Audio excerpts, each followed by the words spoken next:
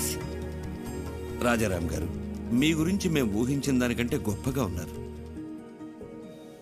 మా భైరవికి మీకంటే మంచి కుటుంబాన్ని మేం కూడా తీసుకురాలేం. ఇక మేం బయలుదేరుతాం. బాలే ఓరు శుక్లాజీ, ఏంది ఇంత దూరం వచ్చిన తర్వాత అట్ట ఉట్టి చేతులతో వెళ్తే అట్ట తాంబూలాలు పుచ్చుకుని వెళ్ళండి, ఏమంటారు? ఆ, మీలాంటి పెద్ద ఆయన చెప్పాక కాదనేదే ఉంది. అలాగే చేద్దాం.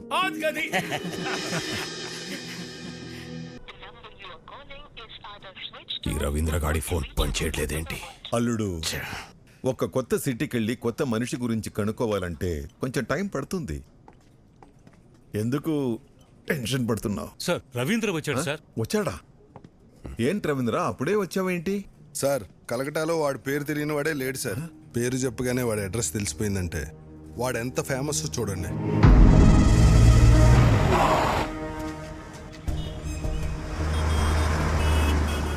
విక్కీ భయ్య మేరా కాళీగఢ్ కా ఛత్రపతి శివాజీ హై. వాడుండే ఏరియా కాళీగట్టుకు వెళ్ళాను. అక్కడ వాడి బిజినెస్ పార్ట్నర్ గుప్తాని కలిశాను. నేను ఒక జర్నలిస్ట్ని, స్టోరీ రాస్తానని అబద్ధం చెప్పాను. అప్పుడు వాడు ఒక ఇన్సిడెంట్ చెప్పాడు సార్. నాకు అప్పుడు అర్థమైంది వాడు అక్కడ విక్కీ బాయ్ ఎందుకయ్యాడు. కాళీఘాటు మాది. ఎన్నో ఏళ్లుగా ఇక్కడే బతుకుతున్నాం. మేం ఖాళీ చెయ్యం. సేటు, మీది 400 కోట్ల హోటల్ కావచ్చు, మాది 4 తరాల ఎమోషన్. కోర్టు స్టే ఇచ్చినా నువ్వు ఇలా చేయడం న్యాయం కాదు. మీరు కోర్టు ఆర్డర్ని నమ్ముకుంటే నేను ముఖర్జీ సేట్ని నమ్ముకున్నాను. ఈ ముఖర్జీ నమ్ముకున్న వాళ్ళ కోసం ఎంతమందిని చంపడానికైనా రెడీ. మరి మీరు నమ్ముకున్న ఆ విక్కీగాడు మిమ్మల్ని కాపాడడానికి వస్తాడా?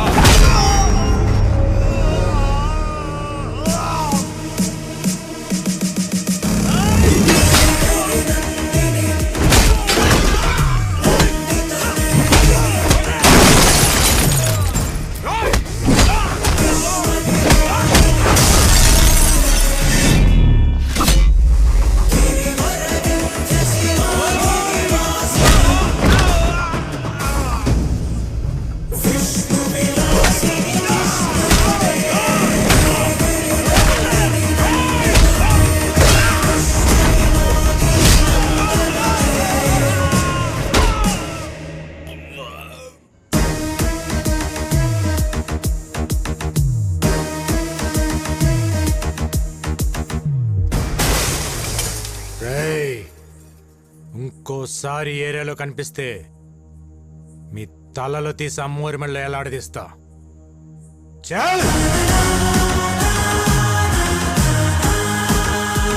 నేను ఆకలితో ఉన్నప్పుడు కాళీఘాట్ నాకు అన్నం పెట్టింది. ఒంటరిగా ఉన్నప్పుడు ఆశ్రమం ఇచ్చింది. అలాంటి కాళీఘాట్ కష్టంలో ఉన్నప్పుడు ఆదుకోవటం కృతజ్ఞత కాదు, నా బాధ్యత. థ్యాంక్స్ బేటా. వీడి క్యారెక్టర్ ఏంట్రా ఇలా ఉంది? ఒక్క పూట అన్నం పెట్టినందుకే ఇంత చేశాడంటే వాళ్ళ అన్న హోటల్ ముయించి ఎంతో మందికి అన్నం లేకుండా చేశావు. నిన్నేం చేస్తాడో?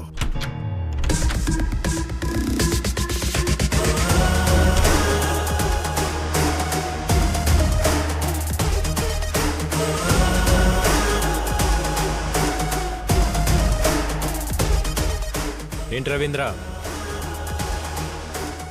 కలకటా ప్రయాణం బాగా జరిగిందా? వైదవే, నా గురించి తెలుసుకోవటానికి కలకటా పంపించింది జీకేనే, కానీ నువ్వు ప్రాణాలతో హైదరాబాద్కి తిరిగి వచ్చేలా చేసింది మాత్రం నేనే.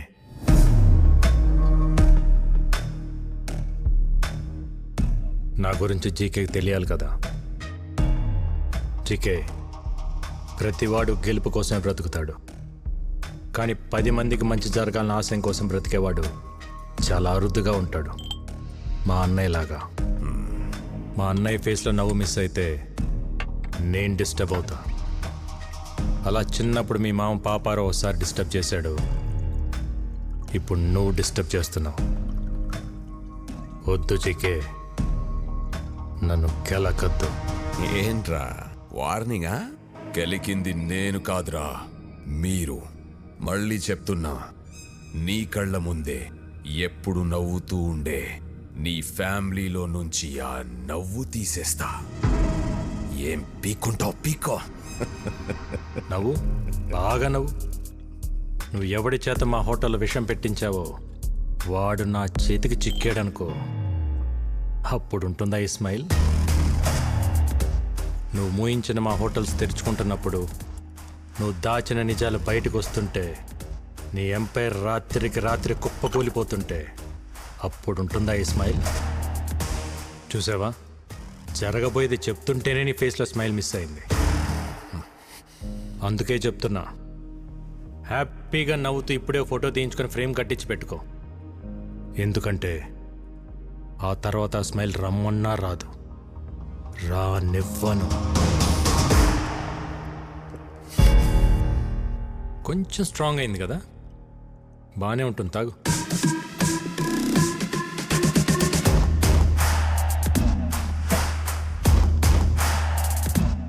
రేయ్, నువ్వు పెట్టుకుంది మా అన్నయ్యతో, కానీ ఎదుర్కోవాల్సింది నన్ను. All the best.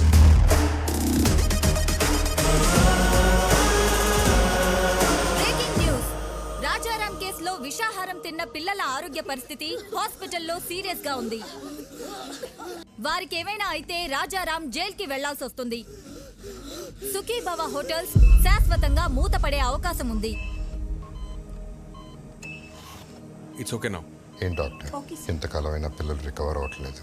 ఫుడ్లో ఎలాంటి పాయిజన్ కలిసిందో, ఆ పాయిజన్లో ఎలాంటి కెమికల్స్ ఉన్నాయో తెలియపోవటం వల్ల ట్రీట్మెంట్ అంతా ట్రయల్ అండ్ ఎర్రర్లా జరుగుతుంది. కొంతమంది పిల్లలు రెస్పాండ్ అవుతున్నారు, కొంతమంది కండిషన్ చాలా క్రిటికల్గా ఉంటుంది. బట్ ఎనీవే, ఢిల్లీ ఎయిమ్స్ నుంచి స్పెషలిస్టులు కూడా రప్పిస్తున్నాం. Let's hope for the best sir. Doctor, ఆ స్పెషలిస్టులకి ఎంత ఖర్చు అయినా పర్వాలేదు, నేను పెట్టుకుంటాను. I appreciate your kind heart. Will do our best to bring them out. Thank you doctor. Not a problem. Thank you. Okay.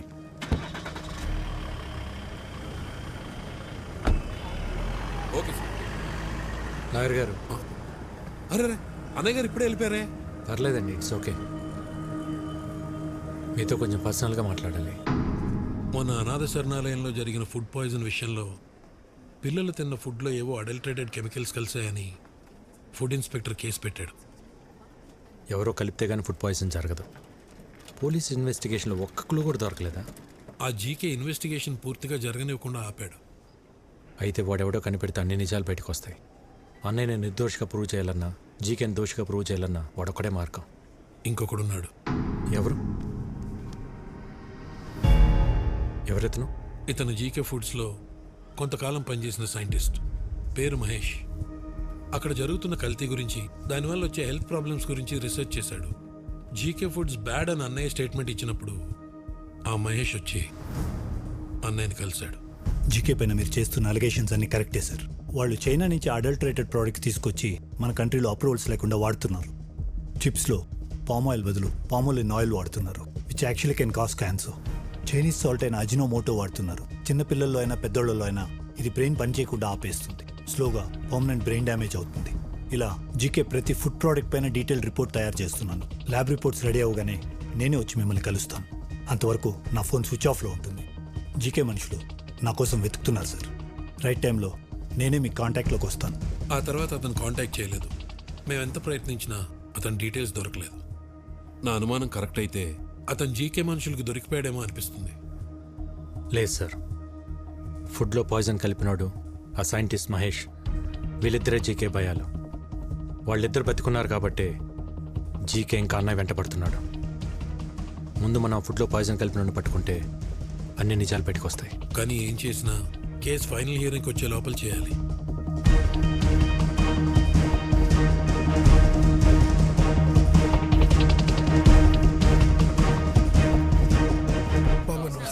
నమస్తే బాబాయ్. ఆ రోజు అనాథాశ్రమంకి ఫుడ్ వండింది ఎవరు? నేనే బాబు. ఆ రోజు వంటలు రెడీ అయ్యాక ఎప్పట్లా సూర్యం గారు ఫుడ్ టేస్ట్ చేసి ఓకే అన్నారు బాబు.